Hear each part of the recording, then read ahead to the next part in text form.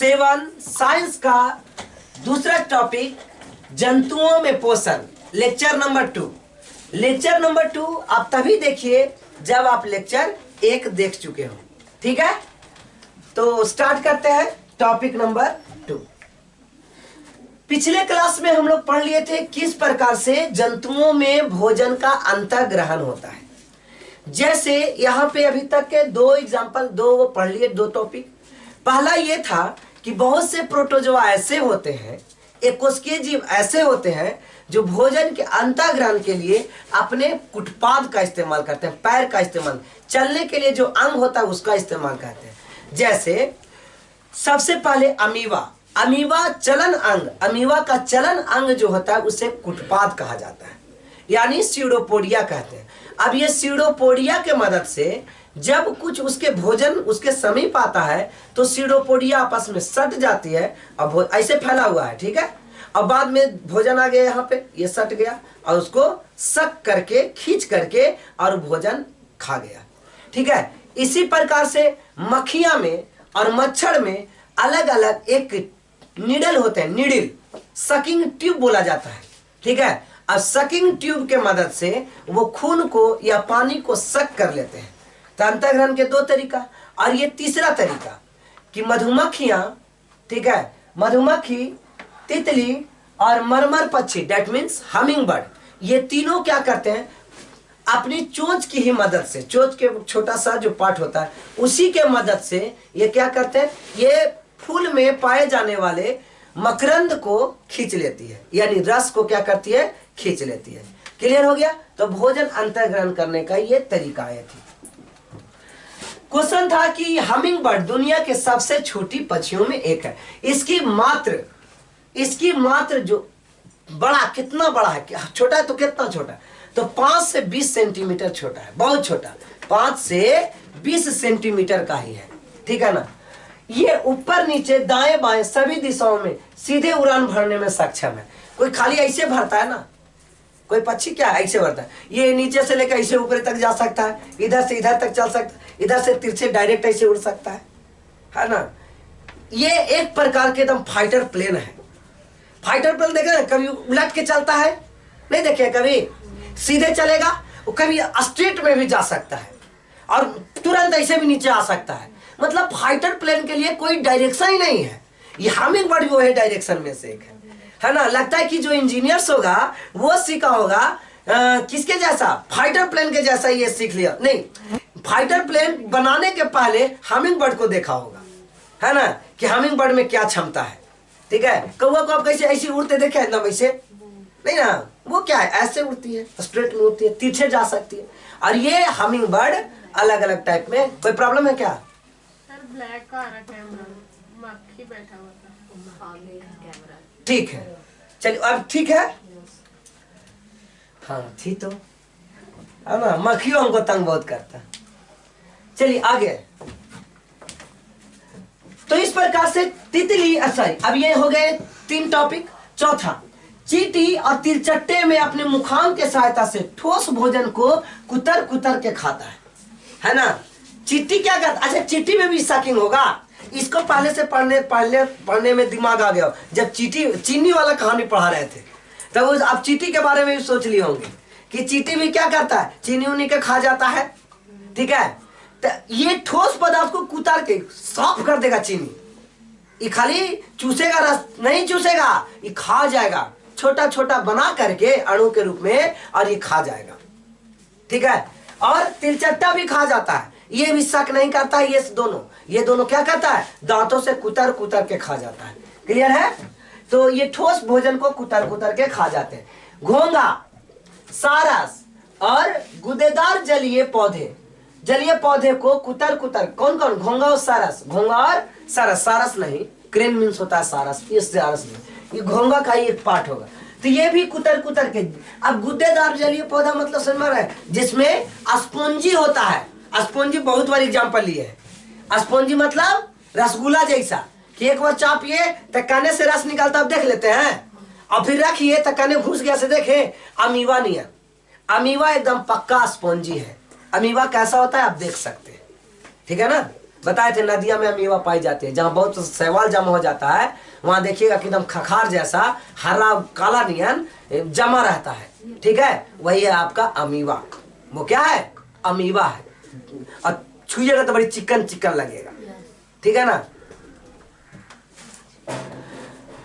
तो क्या करता है ये कुतर? इसके अतिरिक्त ये मृत जंतुओं के उत्कों को भी भोजन के रूप में ग्रहण करता है। कौन? घोंघा, ठीक है।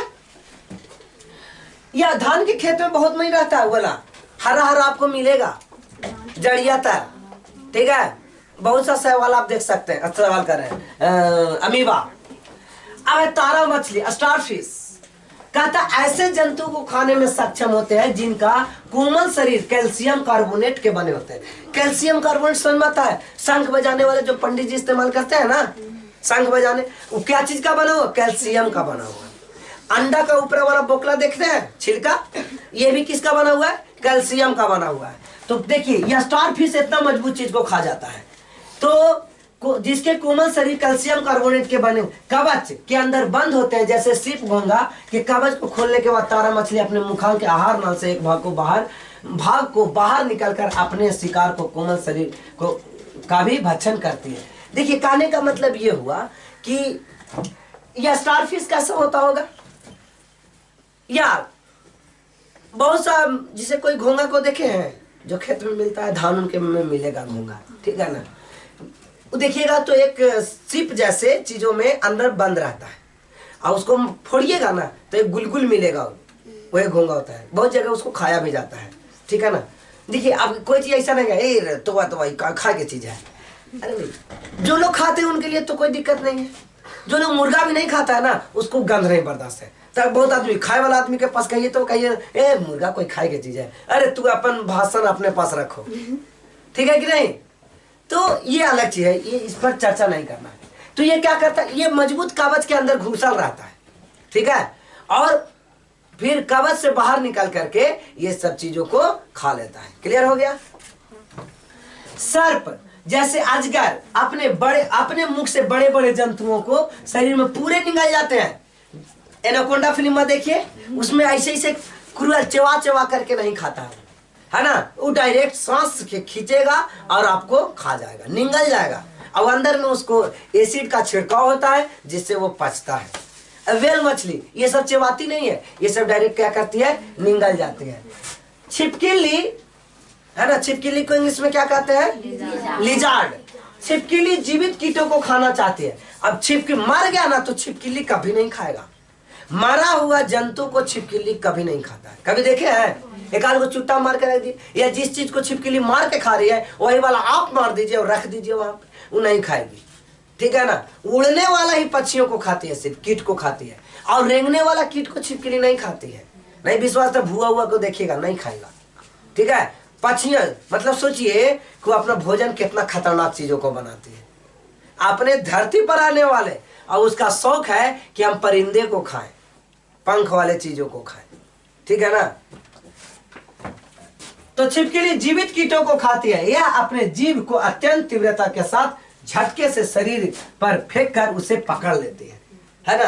वो जीभ बड़का वो निकालती है, और मेंढक भी बड़का वो जीभ निकालती है, और ये दोनों जीभ निकाल करके और उसको पकड़ करके खा जाते हैं, ठीक है ना। देखिए इसका जब सेकेंड लेक्चर बनेगा, अब इस साल नहीं अगले साल हो सकता है, अब देखिए इस बार हो सकता है, तब जब फिर से एक बार और बनाएंगे, देखिए डिलीट तो नहीं कर रहा हूं उधर, इसको जब अगले साल बनाएंगे तो एक तरफ फिगर भी रखेंगे कि छिपकली किस प्रकार से खाती है। ये वाला चिपक करके इतना तक आ जाएगा, इतना पढ़ाने वाला भाग रहेगा और इतना में उसका फिगर रहेगा, ठीक है ना। तब और ज्यादा अंडरस्टैंडिंग हो जाएगी। अभी क्या होता है ना, इतना मनी क्लास को साथ में पढ़ाना है, इस वजह से थोड़ी सा प्रॉब्लम आ जाती है। तो एक ही झटके से क्या करता है, ये शिकार को फेंक कर उसे पकड़े, फिर जीभ को शिकार के साथ लपेट कर तेजी से मुख के अंदर खींच लेता है, जीभिया के खींच लेता है। इसे करके यहाँ गया, ऐसे किया, एक पर आया और ऐसे करके मोड़ के और अंदर घुस गया, उसका जीव अंदर चल गया।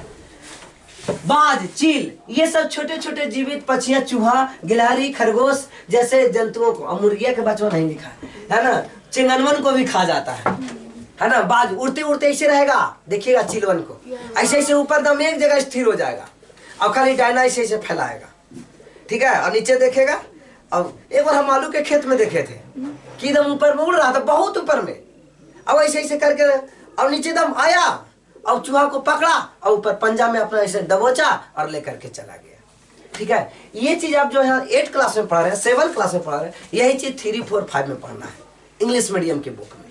एकदम यही चीज सेम, एकदम सेम पढ़ाई करनी है। ठीक है ना। तो ये सब क्या करते, छोटे जंतुओं को शिकार करते हैं। गौरैया जो घर में रहने वाली पक्षियां होती है। बिहार का राष्ट्रीय पक्षी गौरैया ही है। बिहार का राष्ट्रीय पक्षी कौन है? गौरैया। अब भारत के राष्ट्रीय पक्षी पीकॉक, मोर। कहता है कि गौरैया अपनी चोंच से अनाज के दाने तथा कीड़े मकोड़े के पकड़ करके खाती है ना। अनाज के दाने को क्या करती है? मानव शिशु तथा इसके जैसे अन्य स्तनधारी जंतु के शिशु अपनी माँ के स्तन से निकलने वाला दूध को चूसते हैं। जैसे एक और पक्षी भी बच्चा को दूध पिलाती है, चमगादड़। ठीक है, चमगादड़ भी बच्चे को दूध पिलाती है। खरगोश नहीं पिलाती है दूध, खरगोश दूध पिलाती है। बिल्ली दूध पिलाती है। ये सब स्तनपायी जीव है। अब इसका मनुष्य इस सब के बच्चा कैसे करेगा? तो उसके स्तन में लटक करके और दूध को क्या करती है? पी जाती है। अब अमीबा में पोषण, किसमें पोषण? अमीबा में पोषण। देखिए अमीबा में किस प्रकार से इसका पोषण होता है। अमीबा एक मृदु जलीय, एक कोशिकीय, अनिश्चित आकार के, यानी पहले क्वेश्चन एगो मिल गया। क्वेश्चन बनाने के लिए सीखिए। पहले तो बताया क्वेश्चन नहीं बनाना था। लिखिएगा कौन सा ऐसा जीव है जिसका आकार अनिश्चित होता है। हम लोग का आकार अनिश्चित नहीं है। का एक हाथ हो इतना और एक हाथ हो पूरा लंबा, है ना। हमारा चेहरा ऐसा और दूसरा का दूसरा टाइप में, ऐसा नहीं हो सकता। हम लोग के सब का स्ट्रक्चर एक के नियन है। हम लोग का स्ट्रक्चर जानवर नियन है कोके, आदमी होते हुए जानवर है। ये अमीबा कौन स्ट्रक्चर के होगा इसका कोई मतलब नहीं। अगर अमीबा, अब लोग किताब में से अमीबा को ऐसे देख के उतारेंगे, ये अमीबा हो गया। अब ऐसा अगर फिगर बना दिए तो लोग भी ऐसे बनाने की कोशिश करेगा, है ना, कि सारा ऐसा अमीबा। अरे ऐसा नहीं है, ये आप जैसा बनो वैसा अमीबा बनाइए। ये हो गया अमीबा। ठीक है, अमीबा इस प्रकार से बना दीजिए, अमीबा हो गया। हाँ, खाली कुटपाद होना चाहिए उसका। तो बताइए ना, ये आकार अगर मिल गया। अब मान लिया जाए कोई पक्षी कोई बनाया, हमको आता नहीं है लेकिन हम बना दिए। ये ऐसा पक्षी एगो बनाए, अरे एगो पक्षी अगर ऐसा बना, आई पक्षी हो गया, लेकिन ये दोनों अमीबा हो गया। तो इसका आकार क्या है? एक है। इसका आकार निश्चित है। आकार में आकृति लिख दिया है।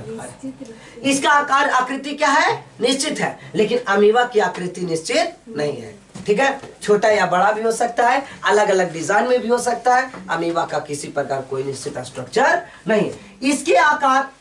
इसके आकार कुटपादों के बने, तक कुटपाद ही बता ना, ऐसा का ऐसे ऐसे, है ना। इसका आकार कुटपादों के बनाने और बिगड़ने के कारण बदलते रहता है। कोई कुटपाद छोटा हो गया तो देखे में दूसरा डिजाइन के लागे लगा, कोई कुटपाद बिल्कुल ही टूट गया तो और ठुठा हो गया, बंडा हो गया। ठीक है ना। तो कहने का मतलब है जिसके शरीर में पोषण के लिए कोई विशेष रचना नहीं होती है ना, भोजन को अंतःग्रहण करने के लिए इसमें विशेष रचना नहीं होती। अब मरवे नहीं करता है, कितनों काट छट जाए तो मरेगा नहीं। अब मान लिया जाए आदमी भी ऐसा रहता कि मरेगा नहीं, तब एक कोशिकीय जीव की मृत्यु नहीं होती है, पहले बता चुके।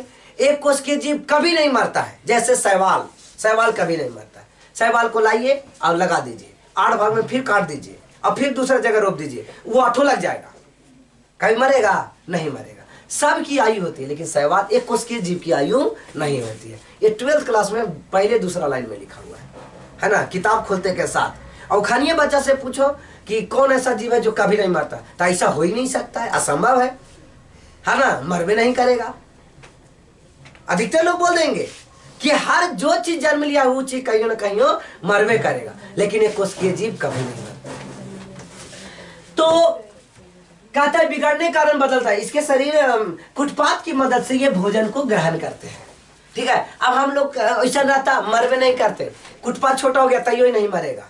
लेकिन अब बताइए, खाने वाला अंग छोटा हो गया तो नहीं मरेगा, लेकिन हाँ खाने वाला अंग ये वाला कट जाए, खाने वाला अंग कट जाए नहीं, तो एक कोशिकीय रहते तो कन्हू से खा लेते। ठीक है, अमीबा का भोजन शैवाल, अमीबा का भोजन शैवाल के छोटे छोटे टुकड़े हैं। अमीबा का भोजन एकदम हूबहू यही चीज वहां की नहीं, शैवाल, बैक्टीरिया, डाइटम्स था। मतलब 10 में भी वही है जो 7 में है, 10 में वही है जो 8 में है ना, 6 में है। अब बहुत लोग ये कहते हैं कि सर हमेशा पढ़ाते रहते हैं 7 वाला या 8 वाला पढ़ाते हैं, अब हम तो 9 में है। और 9 वाला, अब बच्चा से 6 वाला का सोचेगा कि हमेशा तो 9 वाला पढ़ाते हैं, हम तो 6 में है। अरे वही चीज वहां है। आप अगर 3 क्लास से अगर आप कंटिन्यू पढ़ते हैं तो 3 से लेकर 5 तक एक जैसा, और 5 से लेकर के यानी 6 से लेकर के 10 तक लगभग एक ही जैसा मिलेगा। समझ में आया कि नहीं? देखिए उसमें आप देखना कि अमीबा भोजन शैवाल है, बैक्टीरिया है, डाइटम है स्किन, और शैवाल का एक उसमें रूप लिखा था, साइनोबैक्टीरिया। शैवाल का 2 रूप होता है, ठीक है, शैवाल का 2 रूप, एक साइनोबैक्टीरिया और एक ये शैवाल। तो साइनोबैक्टीरिया, तो यहाँ शैवाल की जगह पर वहां साइनो, एक हो गया बैक्टीरिया और दूसरा हो गया डाइटम। तो डाइटम वहां लिखा था, यहाँ डाइटम्स लिख दिया है, डाइटम्स, लेकिन है तो एक ही। अन्य छोटे एककोषीय जीव तथा मृत कार्बनिक पदार्थ के छोटे छोटे टुकड़े आदि को खाता है। कौन कौन खाता है? अमीबा खाता है। क्या खाता? अमीबा खाता है, ठीक है ना। कहते अन्य जंतुओं की भांति अमीबा में भी पोषण के अंतर्ग्रहण, पाचन, स्वांगीकरण और बहिष्करण होता है। मतलब सब काम होता है क्रम में, और लेकिन एक शरीर से, इसके लिए कोई 2 अंग नहीं है। अमीबा में भोजन के अंतर्ग्रहण मुख जैसा कोई, देखिए हाँ, मुख जैसा कोई अंग नहीं है। कहूं से भी खा लेगा, यहूं से खा लेगा, सूर्य से यहूं खा लेगा, यहूं अमल यहाँ भोज पड़ा तो ये दोनों खिंचाएगा और यहाँ के सटेगा और एक में घुस जाए, ठीक है ना। तो यहाँ से खा लिया, अब यहाँ से खा करके देखिए भोजन पदार्थ है, कुटपाद, ये दोनों कुटपाद क्या होगा? सटेगा, और सटेगा अंदर घुसेगा, अंदर घुसेगा यहाँ पे फूड वैक्यूल्स बनाएगा। क्या बनाया? फूड वैक्यूल, एंजाइम की मदद से। किसकी मदद से? एंजाइम की मदद से। इसके बाद ये पच गया, अब पच करके बाहर निकल गया। क्लियर हो गया ना? तो इस प्रकार से ये बाहर निकल गया। तो अमीबा में भोजन का अंतर्ग्रहण। अब हाँ, तो अमी क्या यहाँ क्वेश्चन था कि अंतर्ग्रहण के लिए मुख जैसा कोई इसमें विशेष स्थान नहीं होता, बल्कि यह शरीर के किसी भी स्थान, बल्कि यह शरीर के किसी भी स्थान से हो सकता है। भोजन जब अमीबा के बिल्कुल समीप होता है, बिल्कुल सट जाता है। बता एकदम यही चीज हूबहू लाइन 10 क्लास में लिखा हुआ है कि जब भोजन अमीबा के बिल्कुल समीप होता है तब अमीबा भोजन के चारों ओर कुटपाद का निर्माण करता है, यानी कुटपाद फैला देता है। कुटपाद तेजी से बढ़ते हैं और भोजन को पूरी तरह क्या करते हैं? घेर लेते हैं। भोजन को तो पूरी तरह क्या करता है? धीरे धीरे कुटपाद के सिर और फिर पार्श्व आपस में जुड़ जाते हैं। सिर और पार्श्व में ऐसे क्या होगा? जुड़ गया, तो चपा गया, और चपा गया अंदर घुस गया। इस तरह एक भोजन रसधानी यानी फूड वैक्यूल का निर्माण किया। इस प्रकार से किसका निर्माण हो गया? फूड वैक्यूल्स का निर्माण हो गया। किसका निर्माण हो गया? जिसमें भोजन के साथ जल भी मौजूद होते हैं। जिसमें भोजन के साथ क्या मौजूद हो जाता है? जल भी मौजूद होते हैं। पाचन पहले अम्लीय और फिर क्षारीय अवस्था को पूरा करता है। बताइए इचिवटेन में भी नहीं है ना। पचने के लिए सबसे पहले किस अवस्था में आता है? तो अम्लीय एसिडिटी होती है उसमें, और तब उसके बाद बेसिसिटी यानी क्षार। भोजन राजधानी में, राजधानी फूड वैक्यूल्स, भोजन राजधानी से पचा हुआ भोजन कोशिका द्रव में पहुंच जाता है। इसके बाद साइटोप्लाज्म की प्रोटोप्लाज्म में, कोशिका द्रव को इंग्लिश में क्या कहते हैं? प्रोटोप्लाज्म। क्या बोलेंगे? प्रोटोप्लाज्म। इसके बाद फूड वैक्यूल्स किसमें पहुंच गया? प्रोटोप्लाज्म में पहुंच जाता है। अपने भोजन का शरीर से बाहर निकलने के लिए कोई निश्चित स्थान नहीं होता है। जब पच उच गया तो उसका अब द्रव्य तो निकलना है ना भाई, अवशिष्ट पदार्थ निकलना है ना, है ना। तो उसके लिए भी कोई निश्चित स्थान नहीं है, कहीं से भी निकल जाएगा, ठीक है ना। शरीर के सतह किसी भी भाग के एक अस्थायी छिद्र का निर्माण होता है और अपचा भोजन बाहर निकल जाता है। तो न खाने के लिए उसके पास मुंह था और न भोजन को अवशिष्ट पदार्थ निकालने के लिए भी कोई रास्ता था। इस प्रकार से अमीबा का पूरा समाप्त हो गया, ठीक है ना। तो इसके बाद इसका तीसरा लेक्चर भी आएगा, ठीक है ना। तो